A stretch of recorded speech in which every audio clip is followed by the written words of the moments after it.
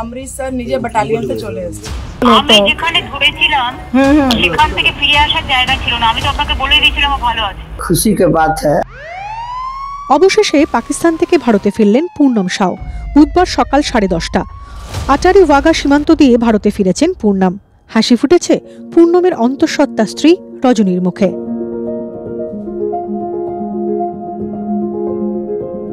बहुत अच्छा लगता है, खुशी के बात है, अच्छा लगता है। পাঞ্জাবের পাঠানকোটের ফিরোজপুর 24 নম্বর ব্যাটালিয়নের কনস্টেবল পূর্ণম ভুল করে পাকিস্তানে ঢুকে পড়েন। তখনই পাক সেনা তাকে আটক করে। ভারত পাক সীমান্তে অনেক জায়গায় কোনো মার্কিং না থাকায় সেনারা ভুলবশত অন্য দেশের সীমান্তে ঢুকে পড়েন। সীমান্তে এমন ঘটলে দু দেশের সেনার মধ্যে ফ্ল্যাগ মিটিং হয়। তারপরে সেই জওয়ানকে মুক্তি দেওয়া হয়।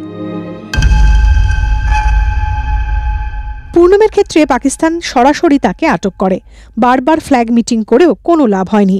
স্বামীকে ফিরিয়ে আনার জন্য 7 বছরের ছেলেকে সঙ্গে নিয়ে পূর্ণমের অন্তঃসত্ত্বা স্ত্রী রজনী পাঠানকোটে গিয়েছিলেন। মুখ্যমন্ত্রী মমতা বন্দ্যোপাধ্যায় পূর্ণমের স্ত্রীকে ফোন করে জানিয়েছিলেন পূর্ণমকে ফিরিয়ে আনার সব রকম চেষ্টা করা হচ্ছে।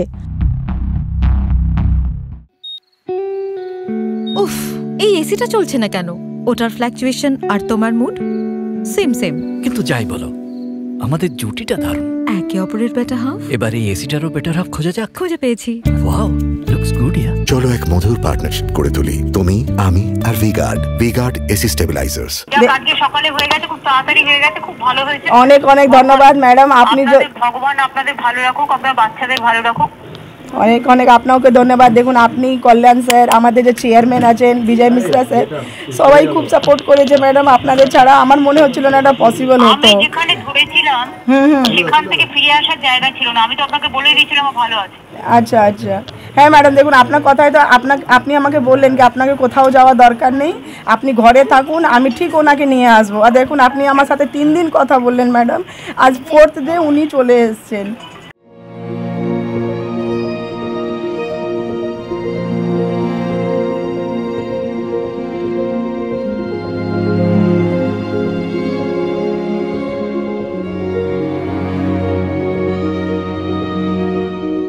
মেডিকেল হয়ে গেছে, এখন ঠিকঠাক আছেন উনি। অমৃতসর নিজে ব্যাটালিয়নতে চলে এসেছে। ভিডিও কল করেছে। কি বললো? কিছু না, বলে টেंशन मत करो, हम एकदम ठीक है, बस এইটাই বললো। আর আরব কিছু করছিল না, हम बोले हम घर पे नहीं है, हम बाहर आए हुए हैं। সিএম বললেন যে কোনো চিন্তা নেই। আজকে সিএমও খুব খুশি যে পরিবারের পাশে উনি ছিলেন। নিয়মিত তিনি ফোন করে খোঁজ খবর নিতেন। রজনীকে নিজের একদম বোন হিসাবে, যে তুমি আমার বোন, একদম চিন্তা করবে না। সরকারও চেষ্টা করেছে, সবাই মিলিতভাবে। এটা খুব সুখবর। গত 3রা মে রাজস্থানের সীমান্ত লঙ্ঘন করে বন্দী হন এক পাক রেঞ্জার। পাঞ্জাব সীমান্ত থেকে আটক বিএসএফ জওয়ান পূর্ণম কুমারের মুক্তির পাশাপাশি রাজস্থান থেকে আটক পাক রেঞ্জারকে মুক্তি দিল ভারত। আপাতত স্বস্তি দুই দেশের 2 জওয়ানের পরিবারে।